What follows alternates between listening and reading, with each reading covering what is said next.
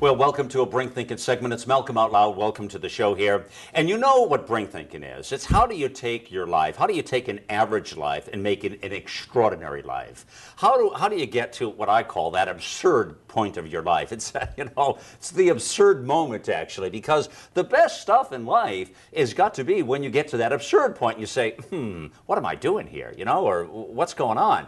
It's right after that, I think, you're going to find the best stuff to happen to you. So count me. I mean, trust me on this. I know what I'm talking about, so it's right there. I want to bring back here again Antonio Commisso. The book is Silent Partner, okay?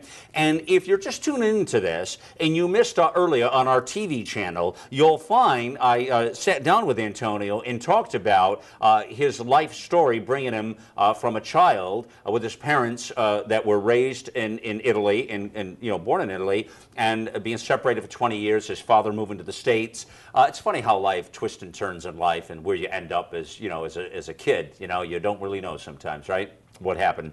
And so his life story and how he got to a point of life where nothing was going right. You can relate to this. Many of you can. His professional life had fallen apart. He didn't know where to go. His personal life had fallen apart. He didn't know where to go.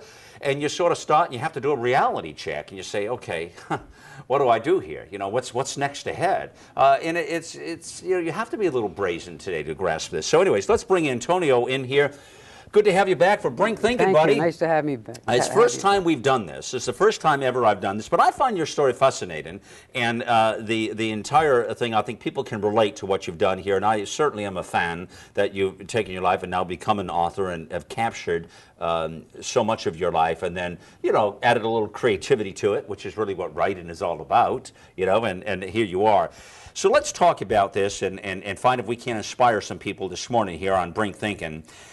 The theme of finding one's true purpose in life now is a theme familiar to many, that we struggle to find that purpose in life. I mean, this is, if there's one thing I can say to you, if I could help people out here find their purpose in life, and as I speak, around the world, and I speak on radio and speak in television or on stage somewhere, it's one of the biggest gifts I think I can have, to help other people find that point and moment in life. You kind of address this through the book and through your life. The key theme is exactly that in Silent Partner. And the book's main character, Frank D'Antonio, finds himself starting over after a divorce and the selling of his family business. And changes in life sound familiar, right? Yeah. So let's get into it a minute here. And the message is that even when bad things happen to us in life, you say to Antonio in the book here, there's always a reason, and we can't escape our true destiny. Tell me what you mean by that now. Well, I think the first thing is, I think people's greatest accomplishments come from either inspiration or desperation. I like that. Some people get inspired and do great things, and some people do great things out of sheer desperation because their backs are against the wall and they have no place else to go. And sometimes that can be a good thing too, right? Yes. Yeah. And even then, when you find the direction you think you want to go, sometimes things don't go exactly the way you want. And so my theory that I discovered is, when things don't go the way you want them to go, you either have to do two things. You have to change your perception or your procedure. If things don't go right, you have to look at things a different way, or sometimes you have to do things a different way. Well, they always say the sign of an idiot is doing the same thing again and again and again and again and again and again and again and again and again. Right. And expecting the same result. Correct. So why do people do that? I don't know, because I think that's the thing. People keep doing the same thing over and over because they're afraid to take a chance. And I'm a true believer that the biggest risk in life is taking no risk at all. Oh, amen. Yeah, that's right. It's scary. It's scary to go down, to open doors that you don't know what's on the other side of them. but sometimes you have to knock on a lot of doors to get to the right one. You know, it's a funny thing. What I always say to people, as we talk here a minute here, I always say to people, and there's people in the room that can hear me now, and I'll say this. I always say to our team and to people that are close to me, something will happen, right, Antonio? And they'll say, well, such and such wants us to do this, or we don't really know this guy, or it could be a great opportunity. Maybe we shouldn't. And you know, my answer is, we never know what's behind door number 2. We never know what's behind any door unless we open it. We don't have a clue. And so my attitude is, I'm always willing to look at something. I am always open-minded to look, just, meeting interesting people and doing interesting things and opening the next door. And, you just put your best foot forward, don't you think so? Absolutely, absolutely. Yeah, it's what it's about. And is it scary? Of course it's scary. But if you can get past that fear, you'll find that there is light on the other side. Amen. Yeah, it is. It's fear of the unknown, and it's willing to be brazen enough to, step into things that you haven't been there before. I mean, this is what makes the world exciting. I mean, we're doing things. If you're on a journey through life and a path, and you're really out to have a great life, and you want to accomplish great things, well, you've got to be brave enough to step by step, or you're going to just have a meager existence, and we don't want that. No, and I'm a true believer that if there's a relationship you want out there, or there's a business that you want, right, or there's something that you want to accomplish, if you don't accomplish that, it's because you don't really want it bad enough. Because if you want it bad enough, there's always a way. Well, that's why you're so right. I mean, come on, guys. I mean, listen. I mean, look at people you see out there who, my God, they win Olympic medals, or they do extraordinary things, or they open new businesses, or they do. It's because of their pure might to be able to take that next step forward, whereas many of them never thought they could. That's correct. You have to be willing. Correct. I like the way you say here, sometimes it takes a bad thing to happen to find out where we should be. And I think many of you out there can absolutely relate to that. Because right now, my heart goes out to so many where there are so many bad things, Antonio, happening to people right now in life. Absolutely. It's not a pleasant time. No, it is not. I mean, and this last decade into the new century, from 9/11 forward, has been a really rude awakening to this country, you understand? Yes. I call it the bookend decade. We were started with a devastating terrorism attack on this country, all the way forward to a recession that just simply will not end. This great recession, quasi/depression. Correct. And with sometimes no end in sight. Right. And so, there are many people that are struggling right now with this. Now, let's bring it forward here to Silent Partner now. And, the question, your journey, to get to the point to write a book, why write a book on this? I know this is, as you describe it now, it's a fictionalized, semi-autobiographical account about, I guess, your life, obviously. Correct. But why write a book? Well,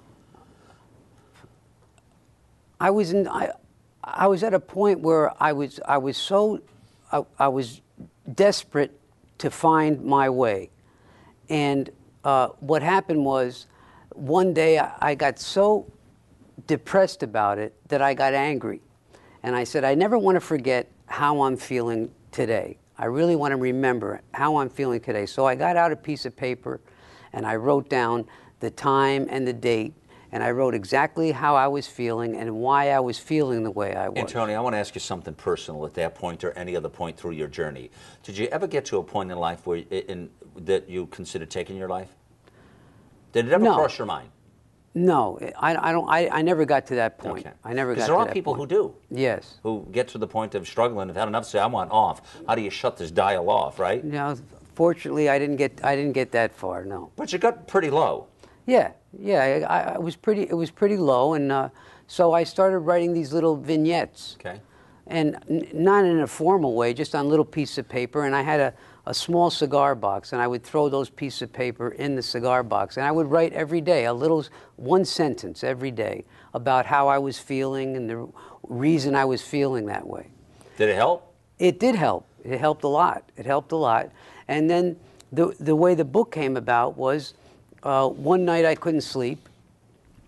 I woke up. It was 2:30 in the morning, and I was trying to get back to sleep, so I figured I'd turn the TV on, and I'd watch some television, and I'd get sleepy. And there happened to be a movie on there about the life of Ian Fleming. It was about his life story. And so at the end of the movie, I said to myself, well, Ian Fleming, what he did was he took his own life, embellished it a little bit, and created James Bond. And that's how my book came about. Interesting. Which brings me to a great question, I hope. Was the objective to have closure, do you think, with your own life, with this book, with your own experiences, or was it to develop a new career, Antonio? I think it was to develop, to find what my niche in life should be. Because up until that point, I was content, I was comfortable, but I wasn't where I felt I should be. Yeah. And have you found that niche now? Do you feel? Yes. Yeah. Yes. And it is? Writing. Writing. I never thought that I would get so much enjoyment out of writing. You enjoy it? I really do. So restaurant owner, bartender, now author extraordinaire, and been through an interesting thing. Tell me, lastly, on this, the main character in here, Frank D'Antonio, right? Yes. Is the character in the book, okay, which is really semi-you to some degree. What does the main character use to find strength? Where do they find strength through this whole show? Where did you find strength? Where does the character find strength? Is it the same? I think that I found strength. I learned it from my father, I think, because my father took a big risk to come here as a young boy, and he taught me about self-respect and honor and pride. And I think it was a matter of pride that pushed me to tell myself that I'm capable of achieving better things than I was settling for. Okay. I like that. That is a great piece. That's a great statement to even end on, is that you're entitled to more than you're settling for. And it's something that we got to all relate to. The book, Antonio, people can get the book through the Amazons and the Barnes & Nobles and all of the usual Kindle, suspects, right? Yes. Okay. Yes. And very good. So they'll get it there, and it's available. Antonio Commisso, Silent Partner. Do you have a website or anything? Or? Yes, acommisso.com. acommisso.com, and you'll see it on the screen here, please. Take a look at that. And it is a pleasure, absolutely, to meet you and to talk more about this, okay? It's been my pleasure, Malcolm. Thank you for having me. Thank you for having me. Absolutely. Again, we continue to ask you, you know the drill. There are possibilities. We can all take our life forward, no matter what is going on with you right now. And so the only thing you have to remember is when are you going to make the leap?